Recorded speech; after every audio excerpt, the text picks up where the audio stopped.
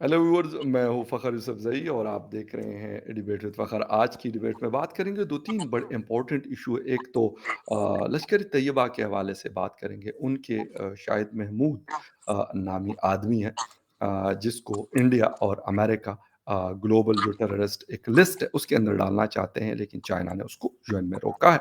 और इसके साथ-साथ 26/11 एक बहुत बड़ा क्या कहें, इवेंट कहें या एक इंसिडेंट कहेंगे, वो हुआ था। उसी हवाले से एंटोनियो गुटेरेस जो यूनाइटेड नेशन के सेक्रेटरी जनरल हैं, उन्होंने विज़िट किया और उन्होंने इस हवाले से कुछ बातें की। इस हवाले से भी, और जो यूके की प्राइम मिनिस्टर ने रिज़ाइन किया है, इस हवाले से भी बात होगी। और बात करने के लिए मुझे जॉइन कर रहे हैं senior political commentator from India Sumit Peer sahab. Sumit ji, thank you very much for joining the show. Thank you Waqar भाई, थैंक्स फॉर द इनविटेशन। अच्छा, सुमित जी, एक तो ये बताइएगा कि दोनों बातें बड़ी इंपॉर्टेंट है। 26/11 भी इंडिया के लिए बहुत इंपॉर्टेंस रखता है, और एलटीई की जब हम बात करते हैं तो वो भी बहुत ज़्यादा इंपॉर्टेंस रखता है। एक तो ये बताइएगा कि चाइना ने इनको इस लिस्ट में यूएस और इंडिया चाहता था कि वो इंटरनेशनल जो टेररिस्ट लिस्ट है उसके अंदर आ जाए, लेकिन चाइना ने, मैं जो रिपोर्ट पढ़ रहा था तो उसमें लिखा है कि शायद 4 टाइम्स ये रोका गया है। जी, देखिए फागर भाई, शो पे बुलाने के लिए धन्यवाद। आप बिल्कुल सही बोला आपने कि चाइना ने एक टेक्निकल होल्ड लगाया है। जी, टेक्निकल बिकॉज़ P5 का मेंबर है तो टेक्निकल होल्ड का ऑप्शन उनके पास है। और अगर आपको याद हो तो ये यही पीछे डॉक्टर जयशंकर साहब ने भी बोला था, भाई बड़े-बड़े टेररिस्टों के खिलाफ टेक्निकल होल्ड लगाए जा रहे हैं, नुक्ते फँसाए जा रहे हैं, पेच फँसाए जा रहे हैं। अब दिक्कत देखिए, पाकिस्तान की अपनी मजबूरियाँ है लश्कर तोयबा जैश ए मोहम्मद को लेके, वो समझ आता है। जी। बट ये जो चाइना अब जो पाकिस्तान का मतलब पट्ठा बन के खेल रहा है, ये समझ नहीं आ रहा। Usually usually other way around होता है, आपकी बार इस अदर वे अराउंड है। जी, देखिए पहले क्या था, लश्कर तैयबा, जैश ए मोहम्मद ये सब बात करें तो आप बोलेंगे पाकिस्तान, अल-कायदा बात करें आप बोलेंगे अफगानिस्तान, ठीक है? जी, अब पहली बार ये जो इंटरनेशनल टेररिस्ट का नाम हो रहा है, इसमें चाइना का नाम कहीं न कहीं जुड़ता नज़र आ रहा है। ये पहले नज़र नहीं आता था। जी, अब मुझे समझ नहीं आ रहा कि चाइना इतना डेस्परेट हो गया क्या, इतना वो बौखला गया है क्या कि इंटरनेशनल टेररिस्टों पे वो टेक्निकल होल्ड लगाया जा रहा है, जस्ट टू लुक गुड और इंडिया को थोड़ा नीचा दिखाने के लिए। भाई ये तो वाली बात है कि मुझे तुम्हारा काम खत्म खराब कराना है। हम तो ओह! ले डूबेंगे, तुम्हें साथ ले डूबेंगे सनम। ओके, बात वही है कि भाई आप इतने डेस्परेट हो गए हो क्या कि इंडिया को नीचे दिखाने के लिए, अगर इंडिया किसी को इंटरनेशनल टेररिस्ट घोषित कराना चाहती है, आप उस पर टेक्निकल होल्ड लगा रहे हो। हुँ, जबकि चाइना का ना लोकई है इसमें, ना लेना ना देना। हुँ, कल को एक बार बताइए, चाइना मान लीजिए किसी बंदे को कहता है जी इंटरनेशनल टेररिस्ट है, हम तो जरा एक्सटेंड करेंगे, हमें नहीं पता है नहीं है, पर हम उसको रोक रहे हैं। अब मुझे समझ नहीं आता चाइना इस व्यक्ति के बारे में कितना जानता है, ये कभी चाइना गया भी है, उसको ये भी पता कि नक्शे पे चाइना कहाँ है, और जी, चाइना इसके बारे में जानता क्या। बट ये है कि चाइना इतना बौखलाया हुआ है कि अब वो इतना डेस्परेट हो गया फखर भाई, कहीं ना कहीं जाके इंडिया का काम खराब कराना, किसी भी सूरत पे कराना, किसी भी कीमत पे कराना। अगर इसका मतलब है कि कहीं टेक्निकल होल्ड लग रहा हो, उसको ही लगा दो। जी, तो ये कोई इसे कहते हैं वुल्फ वॉरियर डिप्लोमेसी, ये कोई सेंट डिप्लोमेसी का पार्ट नहीं है। सेंट डिप्लोमेसी में आप देखते हो जहां आपको घुसना चाहिए वहीं घुसते हो, हाथ वहीं डालते हो जहां डालना चाहिए, जहां डालना चाहिए ना या अब्सटेन करते हो या सपोर्ट करते हो, विड्रॉ करते हो। मोस्ट सी चीजों में तो आप डलते ही नहीं कि भाई ये हमारा मसला ही नहीं है, इट्स नॉट अवर बिजनेस। तो ये एक चाइना की डेस्परेशन को दर्शाता है और ये बता दिए दिखाता है कि चाइना इंडिया के खिलाफ कुछ कर नहीं पा रहा, तो अब ये छोटे-मोटे इधर वो कहते हैं ना, इधर 2-4 हवाई फायर इधर-उधर कर लेता, कहता है ठीक है हमें भी बंदूक चलानी आती है, वही वाली बात है। बट जी, कुछ-कुछ इससे फ़र्क पड़ना नहीं, बट इससे क्या हो रहा है फखर भाई, चाइना रोज़ और वो परत बाई परत एक्सपोज़ हुआ जा रहा है, 4-4 जी, वाले टेक्निकल होल्ड लगा रहे हो, कारण क्या आपका? और आपका इससे लेना-देना क्या? आपको फ़र्क क्या पड़ेगा? हुँ, और यूजुअली ये देखा गया था यूनाइटेड नेशंस वगैरह में, अनलेस एंड अनटिल आपके डायरेक्ट इंटरेस्ट ना हो। देखिए अगर P5 का मेंबर है पाकिस्तान, और अगर होल्ड लगता पाकिस्तान अपोज करता, समझ आता ठीक है यार मेरे पे लग रहा है मैं तो अपोज करूंगा। बट तुम्हारा कोई लेना देना नहीं, ये बात हो रही पाकिस्तान की, बात हो रही उस बंदे की, तुम्हारा कोई लोकाई भी नहीं है। तो ये चाइना की डेस्परेशन को दर्शाता और कुछ नहीं दर्शाता। China is really getting desperate. अच्छा, एक चीज़ और आपने कहा कि इंडिया को रोकता है या फिर अमेरिका, लेकिन सर अमेरिका भी तो कोई चांस नहीं जाने देता, जो वो कुछ कर सकते हैं चाइना के खिलाफ। तो मेरे ख्याल में उसका जवाब वो रशिया के साथ ताल्लुकात बेहतर करके या फिर उनके ब्लॉक में खड़ा होके या फिर इस तरह की चीज़ें देखने को शायद चोटी लगती है, लेकिन कम से कम अमेरिका को रोका, इंडिया को चलो रोक लिया इसमें से। तो ये नहीं करे, एक्शन का रिएक्शन तो आएगा ना, हम जो मर्ज़ी कहें, उसको हम गलत कहें, वो गलत है, लेकिन फिर भी रिएक्शन होता है। आज अगर व्लादिमीर पुतिन कुछ कर रहा है तो ठीक है, मैं उसको मतलब हम उसको जस्टिफाई नहीं कर सकते कि भाई क्यों कर रहा है। यूरोप और अमेरिका भी जस्टिफाई नहीं कर सकते कि वो वेपन दे रहा है और उस जंग को बढ़ावा दे रहा है। बिल्कुल सही कहा आपने। देखिए, अभी आपने सही कहा कि एक्शन का रिएक्शन आता है, पर फ़खर भाई देखिए, हम लड़ाइयाँ अपनी चुनते हैं, जी, हम मसले अपने पकड़ते हैं। अगर आप पे कोई मसला ज़िंदजान पे हो, आप अपोज़िट करो, समझ आता है। क्या तुमने जी, ज़िंदजान कहा, मुझे ज़िंदजान नहीं पता। जी, अभी आप देखो, यहाँ एक अजीब सी राजनीति चल रही है। अभी जब ज़िंदजान के खिलाफ अधिवेशन आया था, तो इंडिया ने एब्सटेन किया था, पाकिस्तान ने अपोज़िट में वोट किया था। पाकिस्तान वोटेड इन अपोज़िट, ठीक है? जी, अब चाइना क्या कर रहा है? China is kind of returning the favour कि ठीक है, यहाँ पे इंडिया ये लाया, मैं इसके अगेंस्ट वोट करता हूँ। पर आज मैं हमेशा ये आरोप लगाता था, भाई, जो पाकिस्तान की फॉरेन पॉलिसी है तो इंडिया ड्रिवन है, या यूएस ड्रिवन है, या चाइना ड्रिवन है, जी, पाकिस्तान ड्रिवन नहीं है। आज जी, मुझे अनफॉर्चुनेटली ये कहना पड़ेगा, जो चाइना की फॉरेन पॉलिसी है वो सेम डिप्लोमेसी ड्रिवन नहीं है। जी, भाई, अगर आपको कोई इम्पैक्ट चीज डायरेक्ट करती हो, आप उस पर लड़ो, आप उस पर स्टैंड लो, समझ आता है। बट आप मतलब भारत को नीचा दिखाने के लिए आप वो चीजें रोकने लगो। हुँ, तो आपकी आपके जो आपका जो सेंटर पीस है डिप्लोमेसी का, वैसे इनके साथ डिप्लोमेसी तो किसी की है नहीं, हार्डली किसी कंट्री के साथ इनका अच्छा संबंध है। जी, आपकी जो डिप्लोमेसी का सेंटर पीस है, क्या उसको इंडिया डोमिनेट करता है? क्या ठीक है। उसमें इंडिया का इंटरेस्ट, आपका इंडिया का कहाँ नुकसान होता है, वो आपका फायदा है? या जी, आप अपना इंटरेस्ट, अपना फायदा सोचोगे? कल को हम बात करते हैं भाई, इंडिया की फॉरेन पॉलिसी इंडिपेंडेंट है, रेजिलिएंट है, क्यों वो हमेशा इंडिया की सोचती है? देखिए, हमें आईईएई में चाइना को ब्लॉक करना था, कर दिया, पर जिनजियांग के खिलाफ हमने एब्सटेन भी किया, वो हमारा इंटरेस्ट था, ठीक है? जी, तो हमें अपना इंटरेस्ट समझ आता हमने क्या किया। पर यहाँ चाइना का क्या इंटरेस्ट है फकर भाई? चाइना को क्या मिल रहा है? चाइना अपना नाम इंटरनेशनल टेररिज्म के साथ क्यों जोड़ रहा है? ये मुझे समझ नहीं आ रही। 5 साल पहले, 3 साल पहले चाइना और इंटरनेशनल टेररिज्म की इमेज मिलती नहीं थी, आज की डेट में मिलती है। अगर यूएन, यूनाइटेड नेशंस में सबसे बड़ी कंट्री, एक बड़ी कंट्री कौन है जो ब्लेटेंटली खुलेआम आतंकवाद और आतंकवादियों का समर्थन करती है? एक ही जी, कंट्री मिलेगी आपको, वो है चाइना, और कोई नहीं मिलता आपको। कोई ओके, समर्थन नहीं करता। लोग क्या करते हैं? एब्सटेन करते हैं, गायब हो जाते हैं, वोट नहीं करते, राइट? राइट, पर यहाँ आप सपोर्ट कर रहे हो, आप टेक्निकल होल्ड लगाए जा रहे हो। ये जो वहाँ देखिए, चाइना में क्या है ना, वन मैन आर्मी वाला कल्चर है। हाँ, जो ऊपर साहब को समझ आया वही करना। अब नीचे वालों की ना चलती है, ना कोई सुनता है, ना उनका कोई बताते हैं। अब वो जो ऊपर से आदेश आया वो करेंगे बस। बीजिंग ने बोल दिया टेक्निकल होल्ड डाल दो, डाल देंगे। पर फकर भाई, कहीं ना कहीं आपको ये भी सोचना पड़ेगा कि ऐसे ये कर करके जो ऐसे इंस्टीट्यूशन है, यूनाइटेड नेशंस की बात करूं, डब्ल्यूएचओ की बात करूं, वैसे मैं डब्ल्यूएचओ को वुहान हेल्थ ऑर्गेनाइजेशन कहता हूँ, world health organisation. Wuhan health organisation की सही, बात सही, करें, सही। तो जी, जी, इनका रुतबा आपको लग नहीं रहा दिन ब दिन खत्म हुआ है? हुँ, अगर इंटरनेशनल ऑर्गेनाइजेशनों का रुतबा खत्म हो रहा है, ये आज का टेक्निकल होल्ड और ये रशिया यूक्रेन वॉर, दोनों को एक साथ देखता हूँ। दोनों एक टेस्टिमनी है how united nations as a concept has outdated and is failing. Okay, okay. अच्छा, ये वाली बात आपकी मैं बिल्कुल आपसे एग्री हूँ इस बात के ऊपर कि हमने बहुत सारी चीज़ें लास्ट अगर हम 2 डिकेड्स की बात कर लें, तो इराक से लेके अफ़गानिस्तान और अफ़गानिस्तान से लेके पूरी दुनिया में जो कुछ हुआ अनफॉर्च्यूनेटली उसमें कोई रोल हमें नज़र नहीं आया इन लोगों का जो कहते हैं कि पीस और ये सारी चीज़ें बातें तो बहुत होती है लेकिन ऑन ग्राउंड कुछ नहीं ये बनाते ना करते हैं। अभी इसी से रिलेटेड मुंबई अटैक के हवाले से ट्रिब्यूट पेश किया।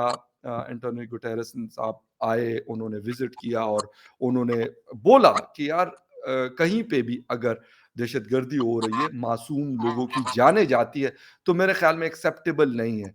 सर बहुत अच्छी बात है, मैं कहता हूँ बहुत अच्छी बात है और पूरी दुनिया में ये चीज़ लागू होनी चाहिए।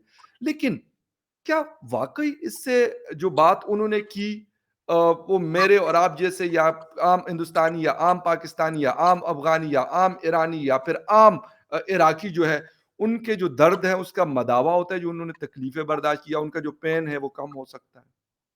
देखिए फखर भाई, इसमें कोई शक नहीं, आतंकवाद से, टेररिज्म से, ब्लड शेड से कोई सोल्यूशन ना निकला ना जी, निकलेगा। बिल्कुल। कोई कोई डाउट है नहीं। मरने वाला आदमी होता है, और आदमी का मरना जरूरी नहीं है, जायज भी नहीं है, जरूरी भी नहीं है, बिल्कुल, और होना भी नहीं चाहिए। बिल्कुल सही। अब मुंबई आप अटैक की बात करें, देखिए यूनाइटेड नेशंस में एंटोनियो गुटेरेस साहब कहते हुए अटैक हुआ, बहुत बुरा हुआ, सब कुछ जो भी उन्होंने कहा ओपन मीडिया में, वहां गए, अपना ट्रिब्यूट पेश किया। वही उसी यूनाइटेड नेशंस में आज फिर टेक्निकल होल्ड लग रहा है। मतलब वहां का जी, चीफ बिल्कुल। मुंबई आके कह रहा है कि भाई ये हुआ, गलत हुआ, नहीं होना चाहिए, सब गलत है, और हम भी उनसे सहमत है। और वही उन्हीं के ऑर्गेनाइजेशन में, उनके घर में जाके वॉशिंगटन में टेक्निकल होल्ड भी लग रहा है। आप देखिए हुँ, दुनिया के सिस्टम कितने खराब हो चुके हैं, ये बड़ी बॉडियां कितनी कमजोर हो चुकी है। सच्चाई तो ये है, खून खराबा दुनिया में ना हो। अगर खून खराबा ना होगा, आदमी को आगे बढ़ने के फ्रंटियर बढ़ने में, मैं चलो अगर आपको रेस करनी है ना, आप करिए ना, स्टार्टअप्स में रेस करिए, टेक्नोलॉजी पे रेस करिए, साइंस पे रेट करिए, स्कूलों पे, यूनिवर्सिटियों पे, रैंकिंग पे रेस करिए, इंडस्ट्री पे गौर करिए, फॉरेन रिजर्व पे रेस करिए, percentage of increase of GDP में रेस करिए, 50 पैरा पिरामीटर में दिखा दूंगा, उन पे रेस करिए। बम बंदूकों पे रेस क्यों हो? किसने कितने तुम्हारे मारे, हमने तुम्हारे कितने मारे, उस पे रेस ज़रूर, क्यों हो? क्योंकि यहाँ कहीं ना कहीं इंसानियत फंस गई है फखर भाई, सच्चाई ये है, बिल्कुल। इंसानियत फंस गई है। देखिए इंसान आगे तो निकल गया। देखिए आज हमारे पास कॉन कार्ड भी होते थे, स्मार्टफोन आ गए हैं, 200-300 किलोमीटर घंटा भागने वाली गाड़ियां आ गई है, बिल्कुल, 48 डिग्री में, अंदर 18 डिग्री के टेम्परेचर में रेगिस्तान में से भी निकल, बिल्कुल, सब आ गया हमारे पास। पर जो हमारा दिमाग एक हिस्सा, वो कहीं बहुत पीछे रह गया है। एक हिस्सा तो आगे आ गया जिसने ये इन्वेंशन कर दिए, बिल्कुल। स्पेस ये एक हिस्सा वही है कि मारो मारो, तुमने इतने मारे, मैं तुम्हारे इतने मारूंगा, तुम इतने मारोगे, मैं तुम्हारे इतने मारूंगा। तो ये जो आदमी जो दो दुनियाओं में फंसा पड़ा है, मैं बोलूंगा we are caught in between the two worlds. अब प्रॉब्लम क्या फकर भाई, we want the best of two worlds. हमें हुँ, कॉनकॉर्ड भी चाहिए, हमें पेंट हाउस भी चाहिए, हमें आईफोन भी चाहिए, हमें सब चाहिए, पर हमें जमीन भी चाहिए, जमीन पे हम कब्जा भी करेंगे, फिर हमें आतंकवाद भी चाहिए। एक बार बताओ, आतंकवादी के हाथ में मोबाइल फोन नहीं होता? होता है ना, बिल्कुल होता है। बिल्कुल उसकी होता एप्पल आईडी नहीं होती? होती है। एप्पल आईडी, उसका फेसबुक अकाउंट नहीं होता? होता है। पर एक हाथ में वो एके लेके भी घूमता है। ये है। देखिए, हुँ, इस चीज को हमें समझना पड़ेगा। जितनी जल्दी हम पुराना जो माइंडसेट है उसको छोड़ के आगे बढ़ेंगे, उतनी दुनिया तरक्की करेगा। दुनिया की तरक्की के लिए जो सबसे बड़ी रुकावट है, इंसान खुद है। हुँ, दुनिया की आदमी को दुनिया को सबसे ज्यादा तरक्की कराने वाला इंजन भी इंसान है, और बिल्कुल। उसका सबसे बड़ा रोड़ा भी इंसान है। हमारा इंजन दो तरह से चलता है। क्रैंक ऐसे चलता है ना, हम पहले ऐसे चलते, फिर ऐसे चलते, फिर ऐसे चलते, फिर ऐसे चलते। दो दोनों टायर आगे साइड्स पे, चलते, दो टायर पीछे चलते हैं हमारे। सही।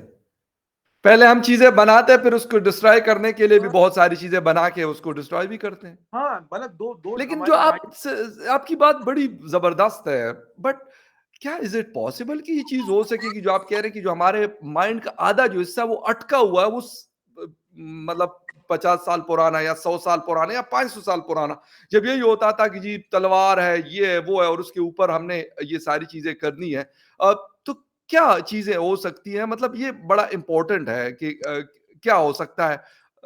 जी, जी। जी देखिए फखर भाई, ये जो हमारा ये जो माइंड का वाला सिस्टम जो हम करें, ये एक बहुत कॉम्प्लिकेटेड चीज है। जी, कॉम्प्लिकेटेड चीज क्यों है? देखिए, आदमी सब कुछ कर सकता है, हमारी प्रायोरिटीज डिफाइंड नहीं है।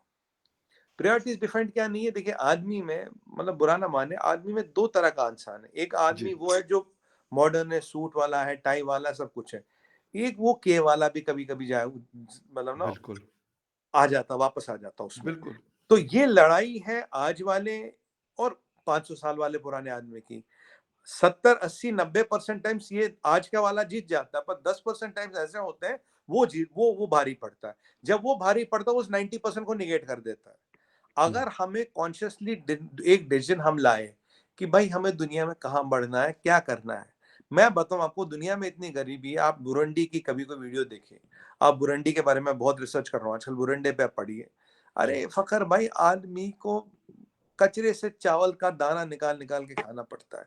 ये अमीर गरीब का फर्क क्यों है? हाँ, आपकी प्रायोरिटीज खराब है। ये यूक्रेन का वॉर क्यों है? प्रायोरिटीज खराब है।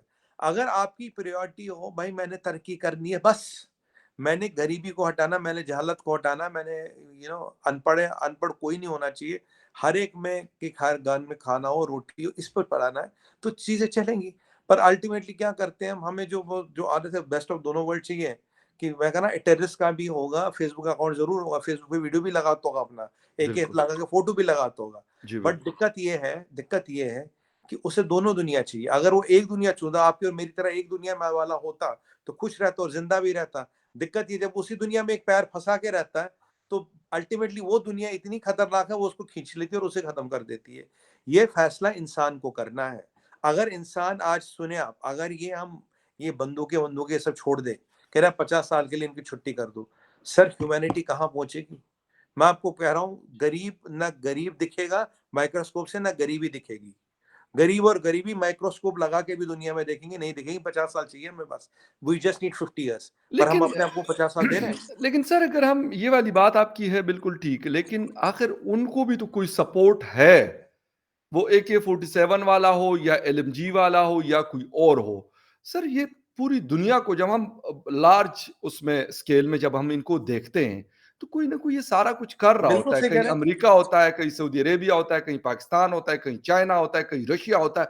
कोई ना कोई ताकत तो ज़रूर होती है। इंडिविजुअल मैं कहता हूँ जितना मर्ज़ी कोई ताकतवर हो जाए, उसकी कितनी ताकत होगी, उसकी कितनी कैपेसिटी होगी कोई सारा कुछ कर सके। फ़खर भाई 101% एग्री विद यू। देखिए कॉन्सेप्ट हमारे जियोपॉलिटिक्स में होता है डीप स्टेट। जी, बिल्कुल। देखिए डीप स्टेट में बहुत खिलाड़ी है। Deep state is a parallel system. एक सिस्टम के एंटी सिस्टम बताइए। बिल्कुल ठीक। डीप स्टेट में पॉलिटिकल पार्टीज भी है, डीप स्टेट में टेररिस्ट ऑर्गेनाइजेशंस है, डीप स्टेट में बैंकर्स भी है, जी, डीप स्टेट में स्टॉक मार्केट मैनिपुलेटर्स भी, डीप स्टेट में ये क्रिप्टो करेंसी वाले भी है, जी, जी। डीप स्टेट में वायरस वाले भी आते हैं, डीप स्टेट में फार्मा भी आता है, डीप स्टेट में बिग टेक भी आता है। काफी सारे चीजों को मिलके एक पैरेलल सिस्टम को डीप स्टेट कहते हैं। जी। डीप स्टेट में हर एक को यूज किया जाता है। जैसे मैं आपको एक एग्जांपल बताऊं, आप मैं मतलब अभी सब मतलब ये डीप स्टेट इतना बड़ा टॉपिक है तो जल्दी नहीं होगा, नहीं, बट बिल्कुल ठीक। एक एग्जांपल बताता हूँ। देखिए अगर आप डेमोक्रेट्स की बात करें और रिपब्लिकन्स की बात करें, क्या फर्क है सबसे बड़ा? आपको याद होगा डोनाल्ड ट्रम्प ने एक बार कहते हैं रशिया वशिया दुश्मनी, अगर हम रशिया के साथ साथ चले तो काम हो भी सकता, दुनिया में काफी प्रॉस्पेरिटी आ सकती है। बिल्कुल, डोनाल्ड ट्रम्प का वीडियो है, ठीक बिल्कुल, है। बिल्कुल। अब जो बाइडेन आते हैं, जो बाइडेन कहते हैं नहीं नहीं नहीं नहीं नहीं, रशिया हमारा दुश्मन नंबर 1 है, चाइना हमारा दुश्मन नहीं है। अब हम ये तो कहीं ना कहीं ये तो एक जियोपॉलिटिक्स में एक मान धारणा है, एक मान्यता है कि भाई जो डेमोक्रेटिक क्रैट्स है they are supporters of deep state. जी, बिल्कुल। अब मैं आपको एग्जांपल देता हूँ। डीप स्टेट में आपका अब देखिए, अब चाइना है और यूक्रेन है, दोनों इनकी बात कर लेते हैं। चाइना में हंटर बाइडेन का बिलियंस ऑफ डॉलर्स का धंधा है, नहीं है? हुँ, हुँ। यूक्रेन में हंटर बाइडेन का बिलियंस ऑफ डॉलर्स का धंधा है, नहीं है? बिल्कुल, बिल्कुल। हंटर बाइडेन का धंधा रशिया में है, नहीं है? हंटर बाइडेन का धंधा इंडिया में है, नहीं है? क्यों नहीं है? ट्रंप टावर इंडिया में बन रहे हैं, बिल्कुल बन रहे हैं, मेरे घर के पास ही बन रहे हैं। जी, जी। ट्रंप टावर इंडिया में बन रहे हैं क्योंकि लेजिटिमेट बिजनेस है। यहाँ आपको समझ आएगा कि रशिया नंबर 1 एनिमी कैसे बन जाता है, चाइना और यूक्रेन नहीं बनता। और जब हुँ, यही स्टेशन बदलती है तो दूसरे ये एनिमियों के नाम बदल, गुड तालिबान बनते हैं, बैड तालिबान बनते हैं। एग्री। जब आमों का रस मीठा होता है तो गुड तालिबान होता है, जिस साल आम थोड़े पक्के नहीं तो वो बैड तालिबान हो जाते हैं। बिल्कुल, राइट? कभी हम इनको मारते हैं, कभी इनसे दोस्ती करते हैं, कभी हम इनसे बिल्कुल, दोहा में बातचीत करते हैं, बिल्कुल, कभी बिल्कुल। दोहा में बातचीत करते हैं इनसे, एग्ज़ैक्टली और कभी 3 कहते हैं यार ये साल तो ये बातचीत रही है। हाँ, और कभी कहते हैं तो अनपढ़ जाहिल है, क्या पता, ही तो वैसी है। अगर ये अनपढ़ बिल्कुल। जाहिल है तो दोहा में क्यों बातचीत करते हैं इनसे? अभी भी ऑफ़िस कायम है उनका दोहा में। हाँ, वही मैं कह रहा अच्छा हूँ। तो जी, ये डीप स्टेट है फ़खर भाई, जो नहीं चलाता है इसको डीप स्टेट है। Absolutely right. बड़ी ज़बरदस्त तरीके से आपने ये इसको एक्सप्लेन किया, बहुत अच्छे तरीके से। सर एक हमारा टॉपिक नहीं है ख़ैर मैं यूके की जो प्राइम मिनिस्टर है मैडम लिज़ की तरफ जाऊँगा और वो हमारा आखिरी टॉपिक होगा। लेकिन इंडिया के हवाले से मैं एक रिपोर्ट पढ़ रहा था और लोगों ने बड़ा रिएक्शन शो किया था कि हंगर इंडेक्स में हिंदुस्तान का जो नंबर दिया गया, इंटरनेशनल जो रिपोर्ट्स आती है, तो उसमें इंडियन ने कहा कि यार हम इतना कुछ पैदा करते हैं कि पूरी दुनिया को हम खिला सकते हैं। इसके बावजूद किस तरीके से हमें कहा गया कि आप जी हंगर है और ये भूख, अफ़लास और ये सारी चीज़ें, थोड़ा-सा इसके ऊपर ऐसे इस पे एक अलग हाँ, शो भी बिल्कुल। करेंगे लेकिन थोड़ा-सा आपसे नहीं, क्योंकि मेरे बिल्कुल, बिल्कुल, सामने बिल्कुल। लिखा हुआ जी, जी, नहीं, प्लीज़। बिल्कुल, बिल्कुल। फ़खर भाई इस पे हमारे नेशनल डे पे काफ़ी डिबेट्स हुई थी, मैं भी गया था, देखिए। जी, जी। है क्या? अगर आज की आप बात करें, वर्ल्ड का 2nd biggest wheat producer India है, बिल्कुल। ठीक है? और इंटरनेशनल ट्रेड में 1 अब जैसे मैं डाटा के साथ बात करूँगा, हवा में बात नहीं करूँगा, 1% हम ट्रेड करते हैं। यानी कि हमारा वीट हम मोस्टली कंट्री में रखते हैं। आज हमारे पास 1,50,000 मीट्रिक टन वीट रखा है। 1,50,000 मीट्रिक टन लाख वीट हमारे मीट्रिक टन। पास रखा है। अगर अगर हम कुछ भी 15 महीने तक एक दाना उगेगा यानी उतना फूड रिजर्व रखा है। हजारों क्विंटल टन वीट हमारे एफसीआई के गोदामों में सड़ जाता है। ये आपने भी सुना होगा, बहुत बहुत मॉनिटरी आई है। अभी अगर फूड सिक्योरिटी की बात करें, कहते हैं इंडिया और फूड सिक्योरिटी सिनोनियम। फूड सिक्योरिटी मतलब इंडिया। आईएमएफ कहता है अगर आप वीट एक्सपोर्ट नहीं करोगे तो world will go in starvation. IMF का चीफ कहता है, मैं नहीं कहता। यूरोपियन यूनियन कहता है कि इंडिया को वीट एक्सपोर्ट करने दो, डब्ल्यूटीओ के लफड़े हटाओ। हमने बोला यार हमारे पास इतना वीट है, हम हाईएस्ट प्रोड्यूसर वीट है, अब तो रशिया यूक्रेन रहे नहीं, हम हैं, और हम किसी को भी वीट देने को तैयार नहीं। हमारे पास बम्पर क्रॉप है वीट की, हमारे पास कम से कम 2 से ढाई साल का वीट रखा आज की डेट कंट्री में, अगर कुछ नहीं उगाएंगे। और यहाँ हुँ, हमें बताया जाता है, हमने अफगानिस्तान, बाय द वे हमें कहता हूँ अफगानिस्तान से थोड़ा ऊपर है एज पर दैट सर्वे, सर्वे पे आता हूँ फिर, और हमने हजारों मीट्रिक टन वीट अफगानिस्तान भेज दिया, हमको पाकिस्तान से नीचे रेट किया जाता है, ठीक है। अब फखर भाई अगर आप मैथमेटिक्स देखेंगे और नंबर देखें, प्रोडक्शन, स्टोरेज, कैपेबिलिटी, एक्सपोर्ट, हम अभी कंट्री, हम करीब 50 से 70 कंट्रियों को फूड एक्सपोर्ट करते हैं। हमें वर्ल्ड वर्ल्ड का फूड बास्केट कहा जाता है कि फूड एक्सपोर्ट इंडिया से होता है हर जगह। जी। पूरे मिडिल ईस्ट में खाना कहाँ से जाता है? इंडिया से जाता है, ठीक है, 70 कंट्रियों में जाता है। अब कहानी क्या, कहानी है फखर भाई, जो वर्ल्ड हंगर इंडेक्स वगैरह, आप इसमें डीप में जाइए थोड़ा। ये भाई साहब दो एनजीओ है, दो प्राइवेट एनजीओ, एक आयरलैंड का, एक डेनमार्क का है, वो टुगेदर एक वर्ल्ड सी रिपोर्ट निकालते हैं, प्राइवेट एनजीओ से, कोई यूएन नहीं है, कोई गवर्नमेंट नहीं है, कोई कोई इदारा नहीं। आप आज की हुँ, डेट में भी हम बात कर रहे थे यूएन और डब्ल्यूएचओ की औकात कितनी रह गई है, ये दो जी। प्राइवेट एनजीओ है। तो ऐसा करते हैं, एक सुमित पीर और एक पीर और फखरजाई फाउंडेशन बना लेते हैं, और बोलते हैं दुनिया में सबसे सबसे जो डेमोक्रेटिक, सबसे ज्यादा डेमोक्रेसी चाइना में है, और जी जिनपिंग डेमोक्रेट सबसे ज्यादा डेमोक्रेटिकली इलेक्ट किया हुआ लीडर है। तो अगर ज़बरदस्त, फिर हम उसको बोलते हैं, हम देंगे इसका नाम वर्ल्ड डेमोक्रेटिक इंडेक्स, सही वर्ल्ड है। डेमोक्रेटिक इंडेक्स, पीर फखरजाई फाउंडेशन, और अपना दफ्तर कहीं लंदन वंडन में खोलते तो बड़ा नाम भी अच्छा नहीं, लगेगा। काम अच्छा है ये, वैसे आपने आइडिया अच्छा दिया है सुमित जी। काम तो हो सकता है इसमें। तो मैं आपको जी, जी। एक और इसी में एक और बात बताऊं, जी, हमारी एक प्लीज़। इलेक्शन होता है ना, आपने देखा इलेक्शन होता है एक स्टेट वाइज, मतलब हम करोड़ों लोग लगा देते, तब भी हमें स्टेट फेज वाइज इलेक्शन करना पड़ता है, इतना बड़ा इलेक्शन बिल्कुल, है, ठीक है। बिल्कुल। बिल्कुल सही फकर भाई, अब एक इलेक्शन का एक वो निकलता है ना, प्रोडिक्शन पोल, एग्जिट पोल, प्रोडिक्शन, हर कोई बता जी मेरे इतने हजार बंदे लगे थे, 6 महीने से लगे थे, मैंने इतने हजार, इतने किलोमीटर, इतने डिस्ट्रिक्ट किए, तब मेरा ये एनालिसिस है। और वो हमेशा बोलता जी मैंने 1 लाख लोगों से बात की, इतने मतलब बिल्कुल छह ठीक। महीने लगा 1 लाख, तब मैं आपको ये प्रोडिक्शन दे रहा हूँ। मैं इन श्रीमान एनजीओ से पूछना चाहता हूँ, आपका इंडिया में दफ्तर है? नहीं। आपका इंडिया में कोई एम्प्लॉय है? नहीं। किसी के साथ टाई अप है? नहीं। कितनी गली, कितने कोचे, कितने मोहल्ले, कितने डिस्ट्रिक्ट आपने ढूंढे? आंसर है नहीं। आपका हुँ। सैंपल साइज क्या है? नहीं। कितने महीने आपने ग्राउंड पे लगाए? नहीं। तो भाई अगर वहां बैठ के पतंगे उड़ानी तो हम भी बना लेते फखर भाई, उधर ज़बरदस्त, ज़बरदस्त, ठीक। अच्छा, एक लास्ट जो यूके में जिस तरीके से अभी मैं थोड़ी देर पहले शो से पहले देख रहा था कि जी महँगाई ले डूबी एक और प्राइम मिनिस्टर ऑफ यूके को। हालाँकि मैं और आप जिन कंट्री से बिलॉन्ग करते हैं, तो यहाँ पे हमें ज़्यादा लगती है ये चीज़। यूके वाले तो चले, शायद पॉपुलेशन भी इतनी नहीं है और उनके पास शायद रिसोर्सेज भी उस हिसाब से, जब पॉपुलेशन कम होती है तो वो डिस्ट्रीब्यूट ज्यादा चीजें उनको एक एक बंदे को मिल रही होती है। लेकिन क्या ऐसी चीजें हो रही है कि यूके दिन ब दिन नीचे होता जा रहा है और एक पॉलिटिकल इंस्टेबिलिटी हमें नजर आ रही है। फ्रांस के अंदर रॉयट्स हमने देखे, और ये पहली दफा नहीं हुए पिछले कई सालों से, और लेकिन यूक्रेन वॉर ने इस पे जिसे कहते हैं जलती पे तेल का काम किया। जर्मनी में ये चीज हमें नजर आ रही है। ये हो क्या रहा है आखिर? फखर भाई अगर आपको याद हो, और अगर दर्शक हमारे पुराने वीडियो जो हमारे कुछ दर्शक तो देखते हैं, जी हम मैं बिल्कुल। तो करीब 6 महीने पहले प्रेडिक्ट कर रखा था कि मैं का रिसेशन आएगा, यू हाँ, Europe will pay the price of this war. और बिल्कुल। मैंने आपको इकोनॉमिक पैरामीटर बहुत पहले बता दिए थे, मैंने कहा 2 क्वार्टर में आपको दिखाई देगा, और सबसे पहला जो बलि का बकरा चढ़ेगा वो चढ़ेगा यूके, उसके बाद ये जर्मनी भी आएगा, और उसके बाद बिल्कुल। ये फ्रांस में भी आएगा। अब जर्मनी की बात करें, जीरो माइनस 0.3% इकोनॉमिक आउटलुक है नेक्स्ट ईयर का, oh! -0.3%। Germany will shrink by 0.3%, growth तो छोड़िए, जी, जीरो बिल्कुल। मेंटेन करने की कम बात हो करें। रही है इकॉनमी। हाँ, यूके की बात करें 0.3 0.6% की ग्रोथ की हम बात करें। एसएनपी का रिपोर्ट माने तो already UK is in recession है क्या? देखिए यूके में कोई ऐसी इंडस्ट्री नहीं जिसकी जरूरत दुनिया को है। अगर आपको सुपर पावर बनना, अगर आपको बड़ा अपना वर्चस्व बनाना, आपको दो चार ऐसी इंडस्ट्रियां डेवलप करनी पड़ेगी जिसके लिए दुनिया पे डिपेंडेंट हो। देखिए रशिया के पास तेल और हथियार तो है ही, अमेरिका के पास डॉलर है, सऊदियों के पास तेल है, हर एक किसी न किसी के पास कुछ है। भाई अब चाइना की भी बात करूं तो आई हेट टू से चाइना है, मतलब ठीक है जी मैं फैक्ट्री ऑफ द वर्ल्ड सामान सस्ता बना के दे दूंगा। हाँ। तो दुनिया को चाइना की कहीं ना कहीं जरूरत है। अब मुझे बताइए यूके की जरूरत काहे को? आप कह देते the sun never sets in British empire. तीन चार चीजें बताऊंगा।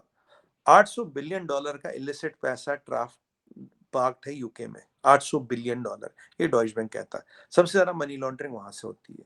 दुनिया में जी, सारे अलीबाबा जितने सारे आपको वही मिलते हैं, क्योंकि नोटों की अटैची लेके आते हैं, बिल्कुल। कोई एक्स्ट्राडाइट नहीं होता यूके से, कोई एक्स्ट्राडाइट नहीं होता, ठीक है। अब ये जो अब अगर आप पीछे हाल फिलहाल की बात देखिए, जो यूके की इकोनॉमी हमेशा फ्रेजाइल थी। They looted the whole world and build London, they never worked hard to build London. उन्होंने काम नहीं किया लंदन को बढ़ाने के लिए, दुनिया में पैसा लाए। हमारे यहाँ से फखर भाई 45 ट्रिलियन डॉलर ले गए, 45 ट्रिलियन डॉलर ले गए। लाइफ एक्सपेक्टेंसी छोड़ गए थे 40 साल से कम। लिटरेसी रेट को लाए थे 20% पे। जब पूरा निचोड़ गया था, चूस गया था, तब यहाँ से भाग गए। अब देखिए हमें फ्रेजाइल 5 पे छोड़ गए थे, फ्रेजाइल 5 पे। आज हम टॉप 5, उनसे करीब 300 बिलियन डॉलर आगे हैं, ठीक है, बाय जीडीपी। बिल्कुल। और इकोनॉमी की बात करें, मिलिट्री की बात करें, फॉरेन एक्सचेंज की बात करें, ह्यूमन कैपिटल की बात करें, किसी की भी बात करें, यूके कहीं है नहीं। मुझे बताइए यूके में फ्लैगशिप इंडस्ट्री क्या है? यूके में एक टाइम में होती थी हुँ, सर्विस इंडस्ट्री, वो भी हमने छोड़ दी, वो भी हमने 3-4 साल पहले उन्हें पीछे कर दिया था। देखिए यूके में कोई इंडस्ट्री बची नहीं है, यूके में कुछ बचा नहीं। कॉस्ट ऑफ लिविंग इतना ज्यादा है, रशियन यूक्रेनी कॉन्फ्लिक्ट से 10.1% से 11% के बीच इन्फ्लेशन है, जो 45 साल में हाईएस्ट है। सेंट्रल बैंक का जो इंटरेस्ट रेट है 3.5% पहुंच गया है, जो 3.5 गुना बढ़ गया लगभग। मिनिमम वेजेस वहां है। एनर्जी का कॉस्ट डबल हो गया। आपने देखा आजकल वो ऑफशोर में, अगर आप देखो जूम कॉल पे जाओ तो ऑफशोर में ओवरकोट लगा के बैठे होते हैं। हीटिंग अलाउड नहीं है, गैस नहीं आ रही वहां पे। और अभी बिल्कुल। फखर भाई आपको याद होगा, मैंने कहा अक्टूबर नवंबर में बात करेंगे फखर भाई, हाँ, बिल्कुल याद है। पूरे हिल गए होंगे ये। अक्टूबर नवंबर आ गया, पूरे हिल गए। आज प्राइम मिनिस्टर क्या कह रही उनकी, कह रहा मैंने जिन जिन वादों पे मैं चुन के आई थी, मैं वो पूरे कर ही नहीं यस, पाऊंगी, हम एग्ज़ैक्टली। रिजाइन।